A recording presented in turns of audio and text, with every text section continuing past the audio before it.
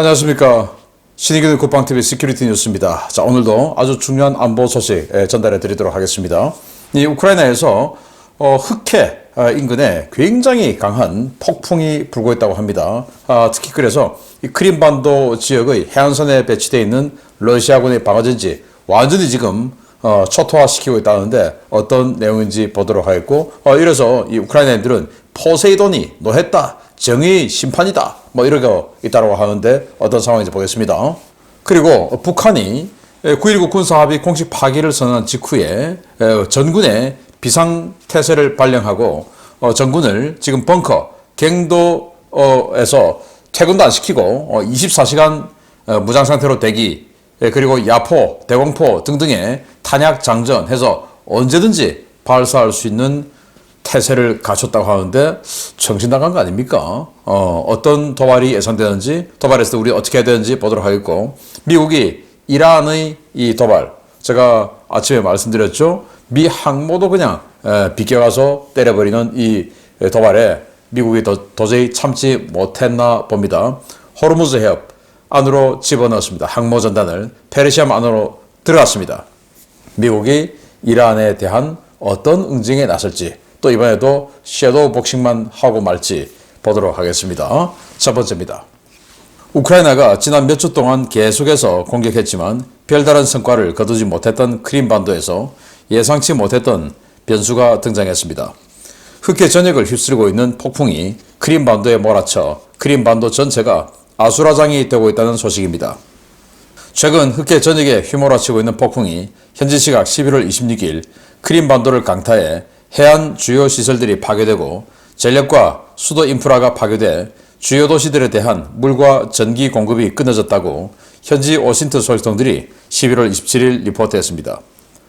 토요일부터 시작된 이번 폭풍은 크림 서부 예우파토리아 지역 기준으로 시속 130km급의 강풍과 비를 동반하고 있는데요.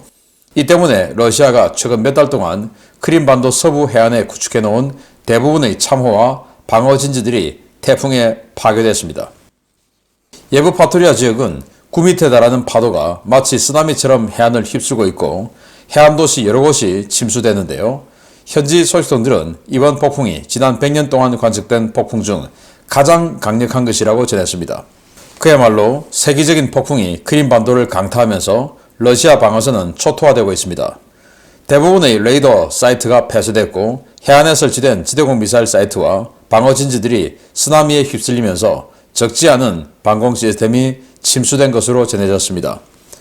해안을 덮친 바람과 폭우는 시간이 지날수록 점점 강해지고 있는데요. 세바스토폴에서는 러시아가 해안 침투 방지를 위해 기지 주변에 매설한 지뢰들이 시내로 떠밀려 왔다는 신고도 접수되었습니다. 러시아 측 크림 행정당국은 200여만 명의 주민 가운데 50여만 명이 침수, 정전, 수도 공급 중단 피해를 입고 있으며 당국이 복구를 위해 최선을 다하고 있지만 기상 상황이 나빠 어려움이 있다고 밝히고 있는데요. 과연 이번 폭풍이 끝난 뒤 얼마나 많은 러시아군 방어 장비들이 쓸려 나가는지 기대를 가지고 상황을 지켜보는 것도 재미있을 것 같습니다. 네, 엄청나게 강력한 폭풍, 그러니까 시속 130km라고 하면 곱하기 1000 하면 미터죠. 그래서 13만 미터, 이걸 1시간을 초로 나누면 3600초 아닙니까? 나눠보니까 초속 36.1m. 어마어마한 바람이죠. 그리고 센 곳은 지금 이 시속 150km의 바람이 분다고 하니까 이걸 또 해보니까 초속 41.6m.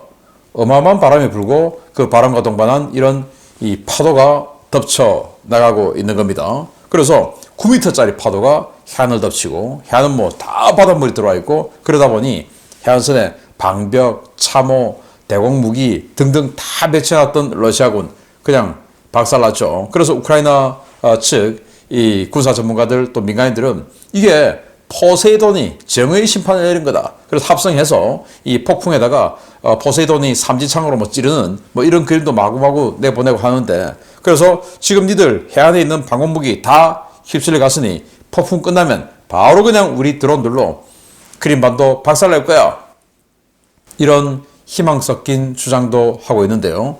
아무튼 어떤 피해가 앞으로 이어져서 이 폭풍이 끝나고 나면 얼마나 많은 러시아 방어 무기들이 파괴됐는지 기대를 좀 하겠는데, 이 우크라이나 전역이 북쪽은 추운 곳은 눈보라, 남쪽은 비바람 어마어마하게 치고 있는 악천후 상황이라고 합니다. 자, 이런 상황에서 전투를 벌이고 있는 이 우크라이나 군인들 정말 힘있겠는데요. 아무튼 뭐 정말 포세이돈의 심판인지 이런 그 큰 피해를 과연 어떻게 활용할 수 있을지 지켜보도록 하겠습니다. 두 번째입니다. 9.19 남북 군사합의 파기를 선언한 북한이 전군에 비상을 선포하고 비상작전 지휘태세로 전환했다는 소식입니다. 추가 군사 도발이 예상되는데 우리 군의 철저한 감시와 대비가 필요해 보입니다. 북한이 지난 11월 23일 오후 10시를 기해 총참모부 전신명령으로 전군 비상작전 지휘태세 전환을 지시했으며 이에 따라 모든 부대가 전시 상황 수준으로 부대 운영 체제를 전환했다고 복수의 북한 소식통들이 11월 27일 전했습니다. 북한은 총참모부 전신명령 하달 몇 시간 전 국방성 성명을 통해 9.19 남북 군사합의 파기를 선언하면서 군사분계선 지역에 보다 강력한 무력과 신형 군사 장비를 전진 배치하겠다고 위협한 바 있는데요. 이 같은 위협 직후 전군의 비상명령이 하달되었습니다. 이번 명령에 따라 모든 부대는 지휘부를 지상 건물에서 지하 갱도로 이전하고 최고사령부의 명령이 임의 시각에 내려오면 즉시 집행할 수 있도록 모든 전투 준비 태세를 완료해야 하는데요. 이 명령으로 북한군 전염부대를 비롯한 대부분의 군부대가 전투 준비 태세에 돌입한 것으로 전해졌습니다. 전투 준비 태세에 돌입한 군부대는 모든 지휘 성원들의 퇴근이 금지되고 지하시설에서 24시간 대기해야 하고 전염부대의 주요 화포와 대공 무기들은 상시 장전 태세로 언제든 발사가 가능한 태세를 유지해야 합니다. 북한군이 전투준비 태세에 돌입함에 따라 전방지역에서 추가적인 군사도발 가능성이 매우 높아지게 되는데요.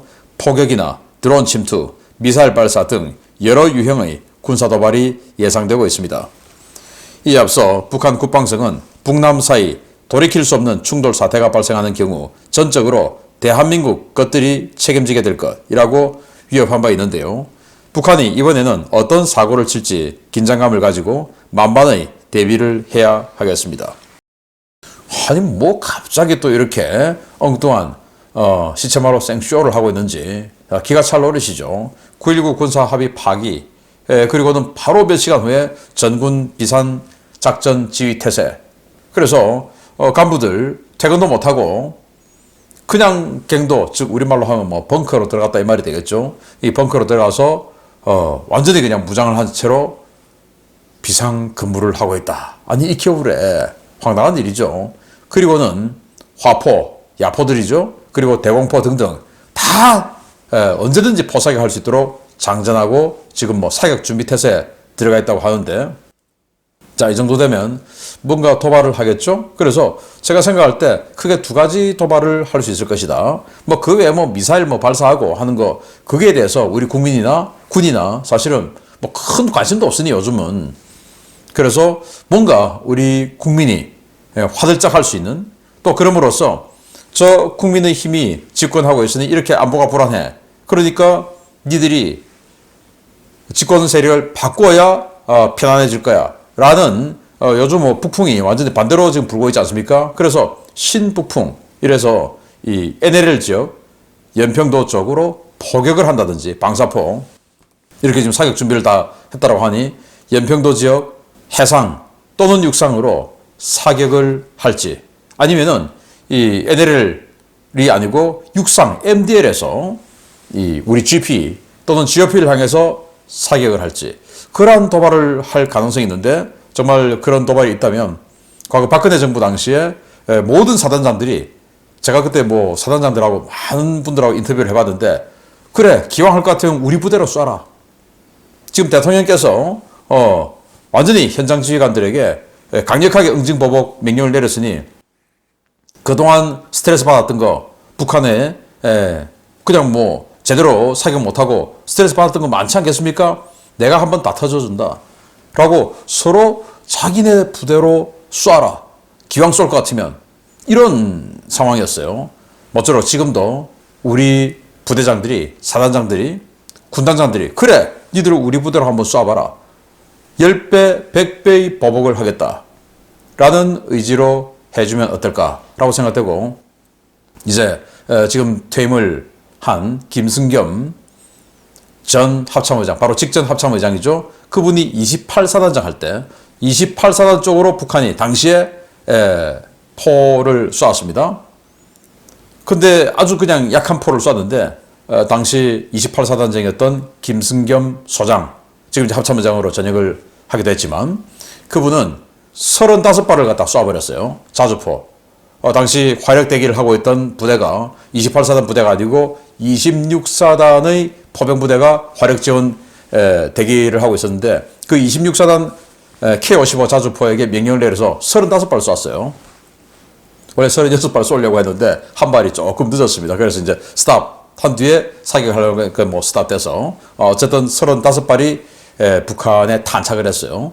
지금도 그런 강력한 의지를 우리 장군들이 보여주기를 기대하고 지난 28사단 즉 김승겸 당시 사단장은 아무도 없는 곳에 이런 의지를 보여주는 것으로 가름했지만 이번에는 완전히 그냥 그들의 포진지를 초토화시켜버리는 응징을 해주기를 기대합니다. 세 번째입니다. 가자지구에서는 휴전과 인질 교환이 이루어지며 긴장이 완화되고 있는데 중동의 바다는 그렇지 않은 것 같습니다. 이란이 배후에 있을 것으로 강하게 의심되는 해상 도발이 연이어 발생하자 미국이 항모전단을 호르무즈 해협 안으로 밀어넣고 이란에 대한 무력 시위에 들어갔다는 소식입니다. 이스라엘 하마스 전쟁 발발 이후 중동 지역의 이란과 친이란 민병대를 억제하기 위해 파견되었던 드와이트 D. 아이젠하워 항공모함 타격 전단이 현지 시각 11월 26일 오후 호르무즈 해협을 통과했습니다. 복수의 워싱턴 소통 정보와 미 중부사령부 관계자에 따르면 아이젠하워 전단은 26일 이란 혁명수비대 고속정들의 감시를 받으며 호르무즈 해협을 통과해 페르시아만으로 진입했습니다. 아이젠하워 전단에는 항모 외에도 이지스 순양함 필리핀C, 이지스 구축함 그레블리, 세테덤, 프랑스 해군의 아키텐급 호위함 랑그독이 합류해 있었는데요.